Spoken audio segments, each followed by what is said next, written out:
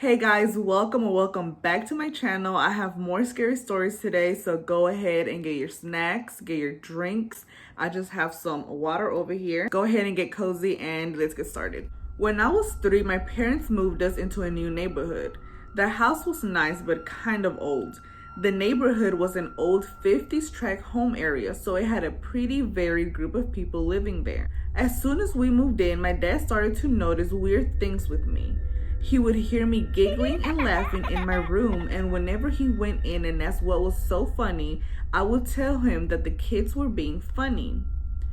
He would also come in to wake me up and find me curled up in the closet.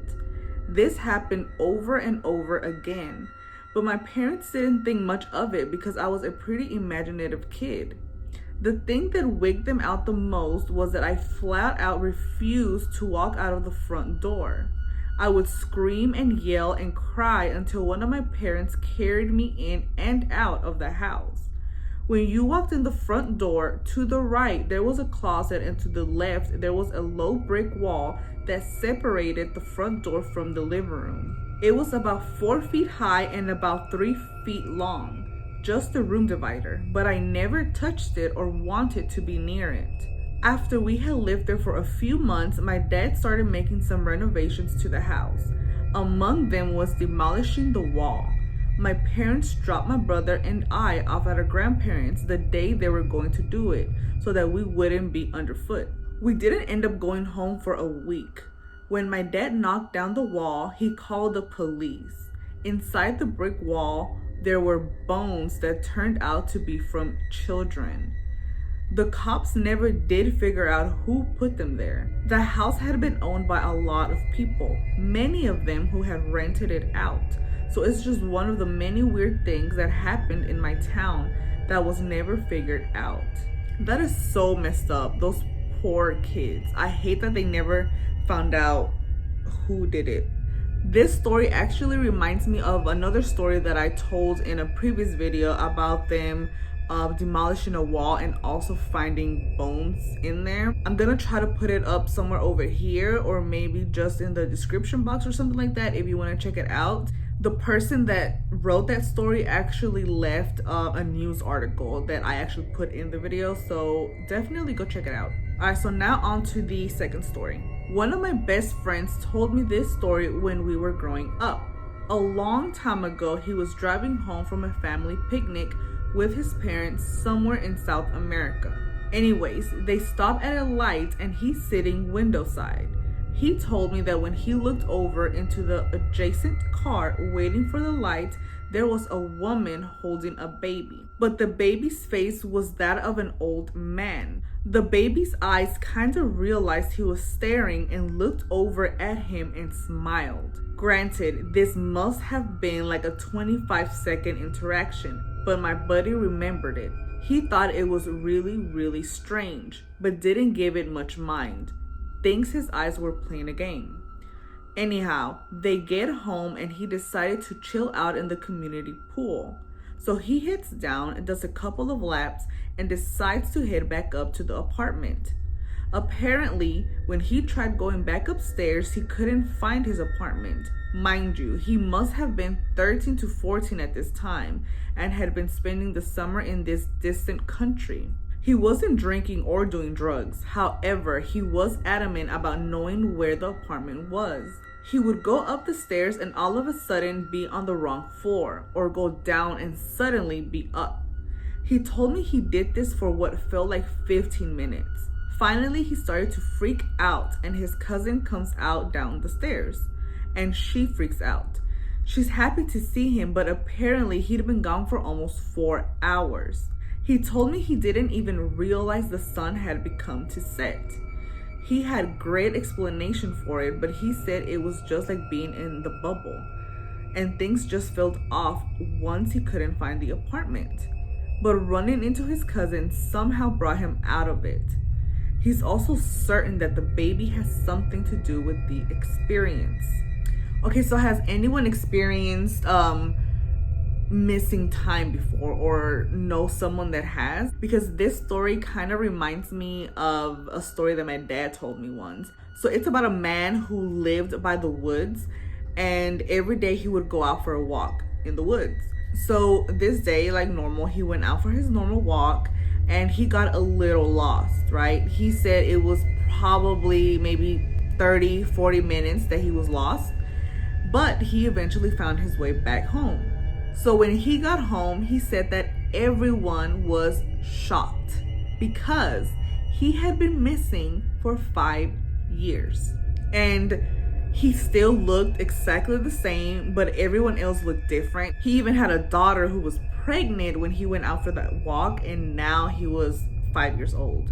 So let me know what you think of missing time, because I feel like it's such an interesting thing to happen to someone. My dad believes that it was aliens all the way, but let me know what you think. All right, so next story. In the spring of 2013, my grandfather suffered what we assume were a series of strokes. Prior to the strokes, he'd been battling advanced Parkinson's, and we all knew that this was the beginning of the end. He'd been adamant about not wanting any more medical treatment, and he spent the final 10 weeks of his life in home hospice care. Though the strokes were certainly debilitating, in many ways, he kept his wits and sense of humor. About a month after the strokes, I was visiting him one afternoon when he stopped, got a puzzled look on his face, and asked, "What's that on the wall?" I and some assorted family members quickly turned our heads towards to see nothing but blank wall. We asked what he meant, and he was insistent that there was some mysterious figure just hanging out in the room. The rest of us saw nothing, but I'm absolutely convinced something was there. Flash forward a few more weeks, and my grandfather's older brother, who's also been ill, passed away. We decided to not tell my grandfather about Charlie's death since we knew it would upset him. And we knew my grandfather's time was coming, but didn't want to speed up the process. About a week after Charlie's death, out of the blue, my grandfather announces that he'd spoken to Charlie recently and that they were probably going to try to get together soon. My grandfather passed away 3 days later. Those were some of the last words he said. This one is actually very heartwarming. It's just two brothers that wanted to go together. Like, it's trippy, but it's sweet, you know? Alright guys, so this is gonna be my last story for today. I lived in a house from hell for 4 years, from age 11 to almost 16. There was constantly something happening. Doors flying open and shut, voices, footsteps. Nothing ever stayed where you put it. I was alone there a lot because my parents worked and I was constantly terrified. One of the most gut-level disturbing things, though, was the little girl in my bathroom. That already sounds creepy. Every time I walked past my bathroom door, which was constantly since it was right outside of my bedroom, I saw a little girl with blonde curled hair and a rose-colored dress. She just stood there staring, looking like a photograph from 1905. I started keeping the door closed so I could walk by without seeing her, but she was always there when I opened it. Once I stepped in past her, I couldn't see her anymore, but I could feel her there. She scared me, but I felt really sorry for her because she was trapped there, just like me. Sorry guys, that's the friggin' train. That's the second time in like 5 minutes. She scared me, but I felt really sorry for her because she was trapped there, just like me, but probably forever. As the years went by and things in the house continued to get worse, she started seeming darker. I started feeling like she wasn't really a little girl. I knew there was something ugly in the house, and I felt like it was presenting this sympathetic image to me. Then I started thinking I was completely losing my mind. One day when I was 14, I had a friend from out of town come stay with me for a week. I hadn't told her anything whatsoever about the house because I didn't think she would come if I did. Right after, when she got there, we were sitting in my room and she left to go to the bathroom.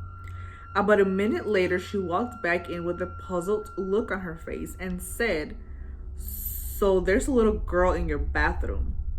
Yeah, she hangs out in there. Blonde hair, curls, pink dress. Yeah, you know that's not really a little girl, don't you? I almost threw up. I was so relieved and terrified and excited and ready to run out of the house screaming.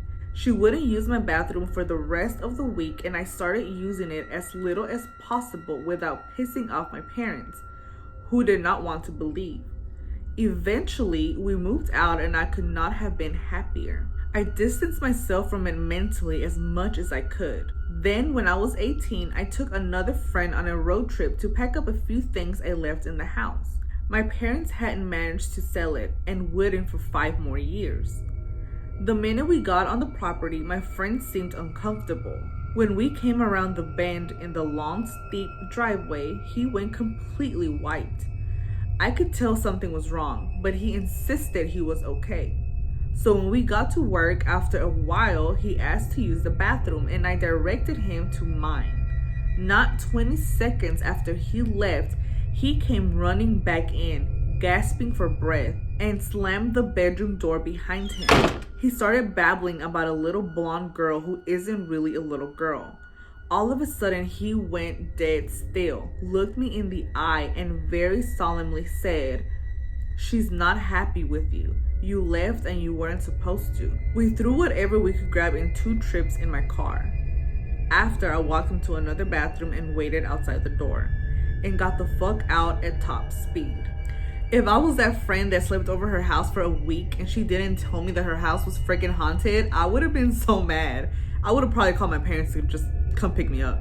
About the other friend, I don't know how he would have known that she wasn't happy with her because she left, unless the little girl said it. But anyway, a little ghost girl in a house is always creepy to me. All right, guys, so these were the stories for today. Let me know which one was your favorite. Leave me a little comment. And also, before I go, I just want to say, if you have a scary story that you would like to share and for me to read on my channel, please send it in at giacparanormal@gmail.com, and I will be more than happy to read it here. All right, guys, so that's gonna be it for today. I will see you guys in the next video. Bye.